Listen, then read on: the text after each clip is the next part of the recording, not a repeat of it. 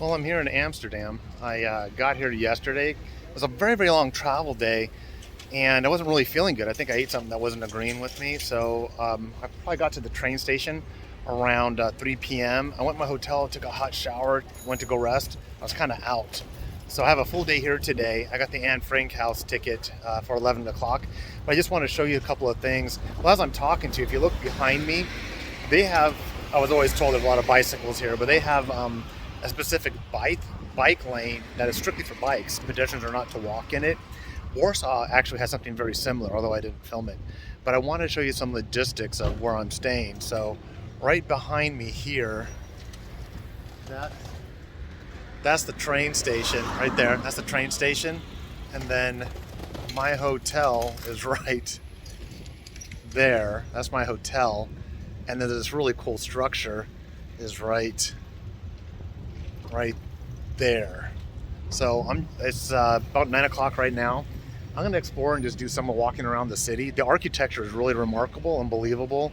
Everything seems kind of flat, seems pretty walkable for the places I want to go visit. I did want to go check out the red light district last night, although I was really tired and fatigued, and I actually went to bed like around 10. I woke up at 3 o'clock in the morning, and I was like, man, I thought I was late. So anyways, but I went back to sleep.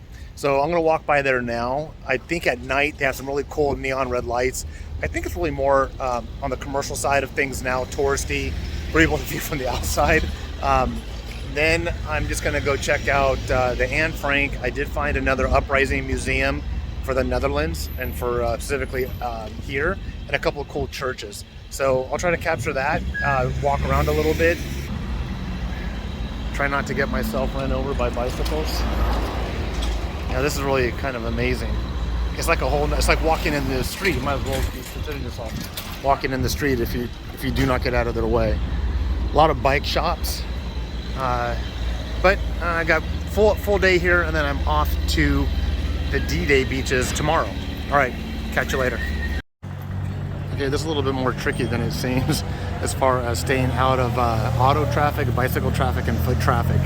So my back's up against a pole, but I just had to get you guys a closer look at this remarkable architecture of this train station.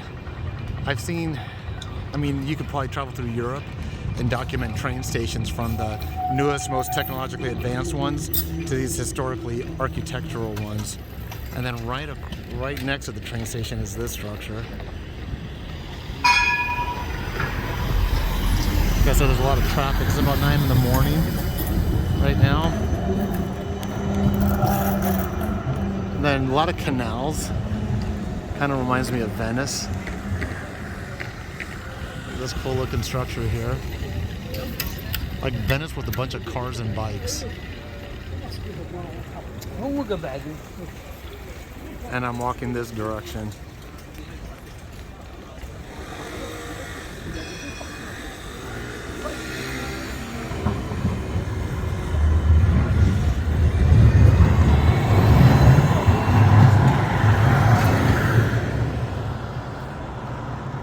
Alright, that's all I gotta show you for now. So I'm on my way to the Anne Frank house, but I'm in this plaza area.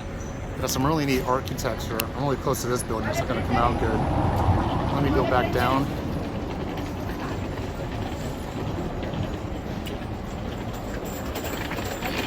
A lot of walking and riding bikes in the city. Very, very nice, clean, and to navigate, easy to find stuff. The weather is perfect. It's cool with a nice breeze. So you can see what people are wearing, shorts and t-shirts. I had a fleece on earlier because this was a little bit cooler than what I was accustomed to, but I took the fleece off. But heading over to the Anne Frank house now. So, how about that? So I'm in the middle of one of their main plazas. I'm going to turn the camera on so you can see some of this cool architecture. I don't know the name of this plaza I'm in right now, but I'm sure some of you will recognize it and know the name. But check it out. So you got this really nice structure with that up top.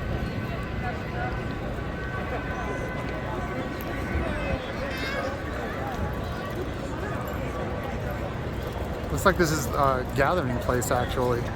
Well, that's funny. I see people in that window looking down at us. Kind of reminds me of the movie Moulin Rouge, where they have the window looking out to the city. Oh, I want to zoom back out. There we go.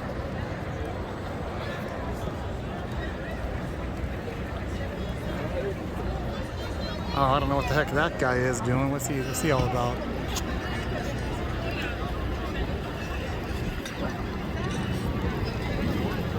Okay, so I didn't need to see that. Apparently it's the Grim Reaper.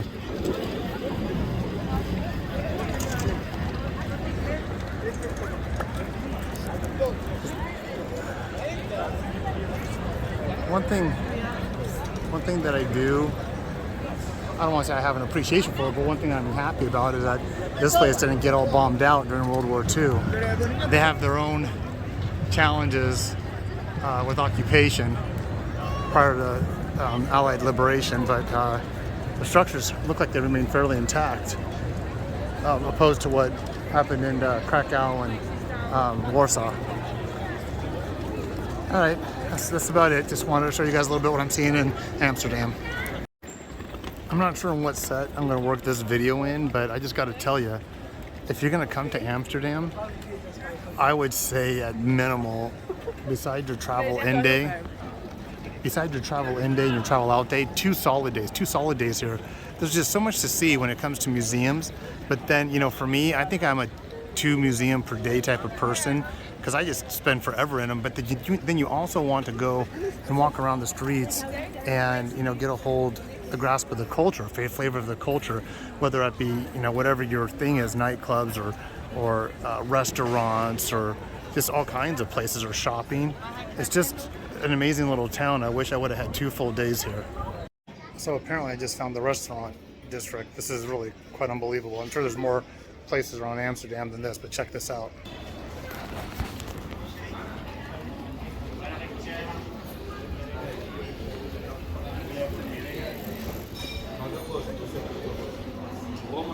And then I'll show you the cross streets in a second.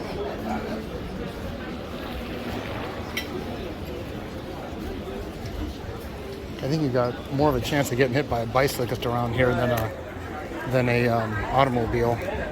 So it goes down there, and on the big streets they have all the fast food places too. They got actually I see the McDonald's way down there. I'm gonna walk down towards this area.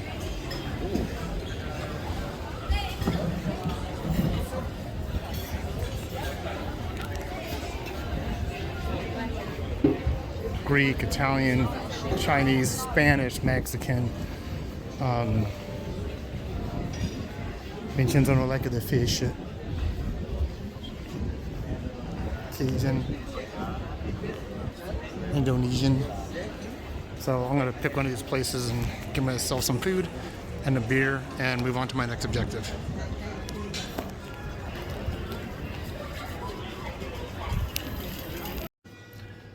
So those that know me probably aren't surprised that I didn't eat in that really busy, hectic area. It was too much going on. Interesting to see, but I didn't want to sit there, so I went about a block or 2 down the road, and I found this really quiet Indian restaurant.